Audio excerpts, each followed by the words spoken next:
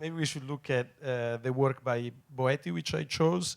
Well, I didn't choose it. Actually, Hans Ulrich wrote about this piece, and it's, of course, one of Boettie's famous maps. It's also a piece that is realized or actually finished in the spring of 1989. As the text around says, in Peshawar, in Pakistan, Alighiero and Bottie asked unknown women to embroider this map, which was finished in the spring of 1989. And it's clearly a world that is very different from the world we inhabit today, even though it sort of resembles it.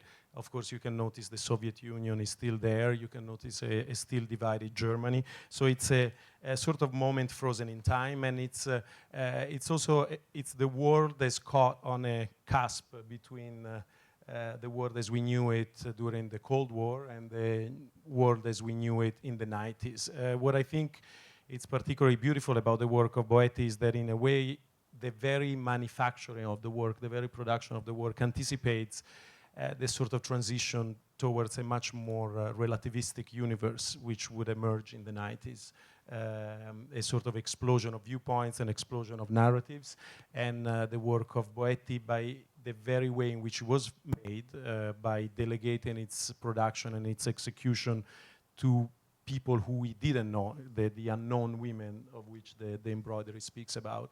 So this very way of producing and delegating anticipates an image of the world that it's much more complex, much more richer, in a way much more polyphonic, as all these colors appear to be. It's also, Bottie had conceived of the maps, or the first idea of the map starts in around 1967, when he simply decides to paint, he appropriates a map and just paints the flags onto the States. And then it will take him around 3 years to transition from a drawing into an embroidery.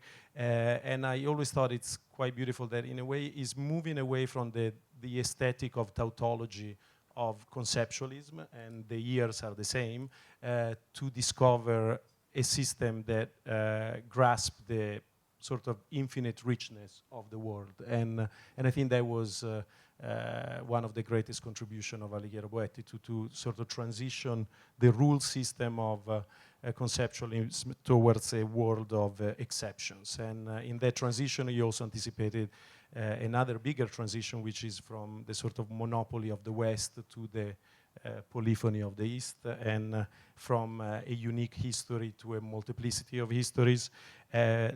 He also, indirectly, maybe this piece already speaks about the Balkanization of the 90s.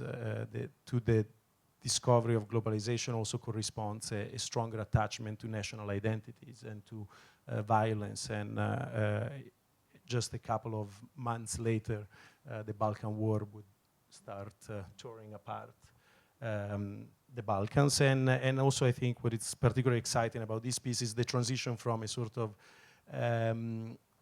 official, or a sort of, it's a rediscovery of minor traditions and applied arts, and a sort of labor of love that I think completely changes our appreciations of the official history in favor of minor histories.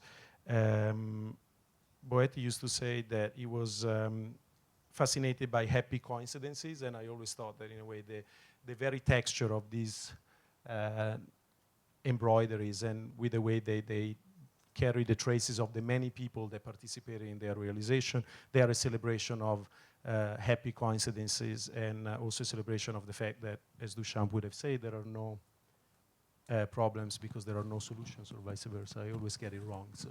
And I'll maybe pass on. Okay, thank you, Massimiliano.